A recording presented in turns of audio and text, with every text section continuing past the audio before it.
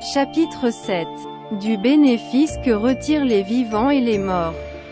À ce moment, le Bodhisattva matrice de la terre dit au Bouddha: Unique honoré du monde, je vois que chaque simple mouvement ou agitation de la pensée des êtres animés de Jambudvipa est une offense, et ces mêmes êtres animés se débarrassent des bénéfices salvateurs qu'ils ont obtenus. Beaucoup d'entre eux abandonnent leur foi initiale. S'ils rencontrent des circonstances défavorables, elles augmentent à chaque pensée. De telles personnes sont comme un homme transportant une lourde pierre sur un sol embourbé. Progressivement cela devient plus ardu tandis que la pierre pèse de plus en plus lourdement, et il s'enfonce plus profondément à chaque pas. Il peut rencontrer un conseiller qui l'aide à alléger son fardeau, ou, parce que ce conseiller a une grande force, il peut porter sa charge en totalité. De plus, il l'assistera et l'exhortera à poser les pieds fermement sur le sol. Quand il atteindra un sol égal, il devra se rappeler du mauvais chemin et ne s'y aventurera plus jamais. Unique honoré du monde, la dépravation habituelle des êtres animés s'élargit de la subtilité d'un cheveu à un degré incommensurable. Puisque tous les êtres ont de telles habitudes, leurs parents ou leurs proches doivent générer des mérites en leur faveur au moment de leur mort pour les assister dans leur évolution future. Ceci peut être fait en suspendant des bannières ou des dais, en allumant des lampes à huile, en récitant les sutras vénérés, ou en faisant des offrandes devant les portraits des Bouddhas et des sages, et en récitant les noms des Bouddhas, Bodhisattvas et Pratyeka Bouddha, en prenant soin que l'énonciation de chaque nom soit captée par l'ouïe du mourant ou soit perçue par sa conscience essentielle. En tenant compte du mauvais karma généré par un être animé et des conséquences qui en résultent, cette personne devra tomber dans les voies maléfiques. Mais grâce aux actes méritants pratiqués par ses proches en sa faveur, les nombreuses mauvaises actions de cette personne seront effacées en totalité. Si au cours des 49 jours qui suivent le décès, les proches accomplissent beaucoup d'actes vertueux, cela peut épargner aux morts les voies maléfiques pour toujours, le faire renaître parmi les humains ou les divinités, et le faire jouir d'une félicité plus merveilleuse que tout. Les mérites qui reviennent à ses proches actuels sont également illimités. C'est pourquoi, devant le Bouddha, unique honoré du monde, ainsi que devant les divinités, les dragons, les 8 communautés, etc., les humains et les non-humains, je conseille maintenant aux êtres animés de Jambudvipa, qu'au jour de leur trépas, leurs proches se gardent bien de tuer et de créer des conditions d'un mauvais karma, ou vouer un culte ou offrir des sacrifices aux démons et génies, ou demander quoi que ce soit à Wang Liang. Pourquoi? Parce que les êtres que vous blessez ou tuez, à qui vous vouez un culte ou faites des sacrifices, n'ont pas l'esquisse d'un fin cheveu de pouvoir dont ils puissent user en faveur de ceux qui viennent de mourir. De tels comportements ne font qu'enchaîner les conditions d'offense, pour les rendre plus graves et plus lourdes.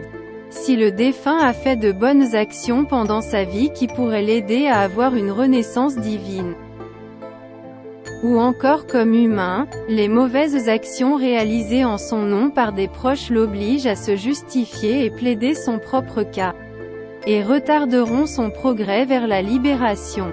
Combien pire, a fortiori, est le cas qu'une personne sur le point de mourir qui n'a même pas planté quelques bonnes racines dans sa vie.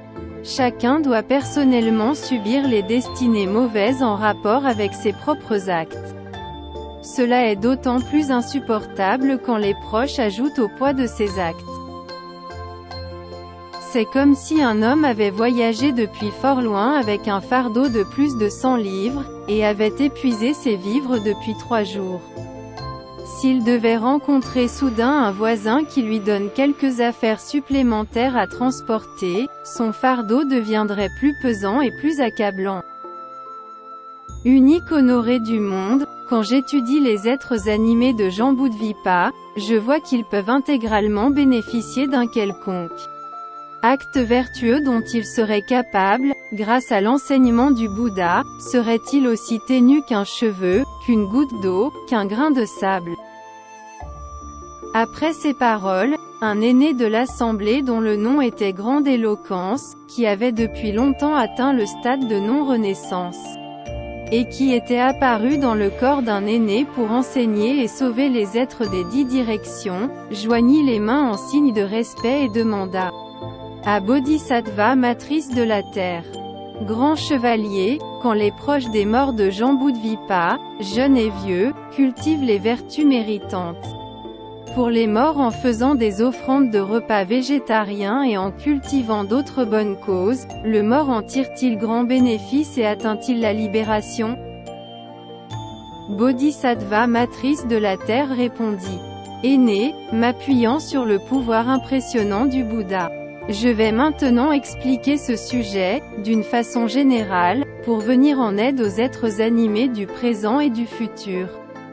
Aîné, si les êtres animés du présent et du futur, le jour où ils approchent de leur fin, entendent le nom d'un Bouddha, d'un Bodhisattva, ou d'un Pratyeka Bouddha, ils obtiendront tous la délivrance, qu'ils aient commis des fautes ou non. Si un homme ou une femme, ne cultivant pas de bonnes causes et ayant commis beaucoup de fautes durant sa vie, après sa mort, a des proches, jeunes et vieux, qui accomplissent en sa faveur toutes sortes de bonnes actions générant des bénédictions et des mérites en sa faveur, il recevra un 7e des mérites et 6 septièmes s'attacheront à ceux qui l'aident. Par conséquent, si tous les hommes et femmes de bien, du présent et du futur, entendent cela et pratiquent leur propre perfectionnement pendant qu'ils sont encore en bonne santé, ils recevront la totalité des mérites. L'arrivée du grand démon de l'impermanence est inattendue. Aussi l'esprit erre-t-il dans les ténèbres et l'obscurité, ne sachant pas la part constitutive des fautes et des mérites. Pendant 49 jours, c'est comme si l'âme était hagarde et sourde, ou qu'elle était devant un tribunal discutant de ses conséquences karmiques. Une fois le jugement rendu, la renaissance s'opère en accord avec ses actes. Dans le temps qui précède la sentence, il faut souffrir des milliers de dizaines de milliers de tracas. Combien pire a fortiori est le cas de ceux qui doivent tomber dans les voies maléfiques. Pendant 49 jours, quelqu'un dont la vie est finie et qui n'a pas encore opéré sa renaissance, espère de toutes ses pensées que tous ses proches, de chair et de sang gagneront des mérites suffisamment puissants pour le sauver.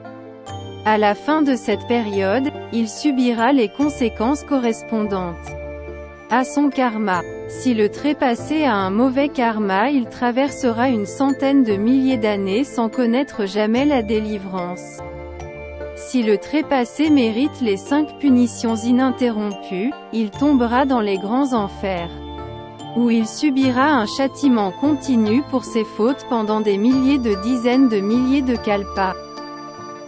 De plus, aîné, après la mort d'un être animé présentant de telles fautes karmiques, ses proches de chair et de sang peuvent préparer l'offrande d'un repas végétarien pour l'aider à affronter son chemin karmique. En procédant ainsi, on ne doit pas jeter l'eau qui a lavé le riz, et les feuilles des légumes par terre. Toute nourriture qui n'a pas été d'abord offerte au Bouddha puis au Sangha ne doit pas être goûtée d'avance par quelqu'un pendant la préparation du repas ou avant qu'il ait été pris. S'il y a laxisme ou transgression à cet égard, le trépassé ne recevra aucun secours. Si la pureté est vigoureusement respectée en faisant l'offrande au Bouddha, puis au Sangha, le mort recevra un 7e du mérite. Par conséquent, aîné, si les êtres animés de Jambudvipa font des offrandes de repas végétariens à leur père, mère ou parents décédés, et font des prières sincères pour leur salut, cela profitera à la fois aux vivants et aux morts. Après ces paroles, les milliers de dizaines de milliers de millions de Nayuta de démons et de génies de Jambudvipa qui se trouvaient dans le palais de Trayatrimsha s'embrasèrent d'une foi illimitée dans le Bouddha. L'aîné, grande éloquence, accepta cet enseignement avec joie, se prosterna et se retira.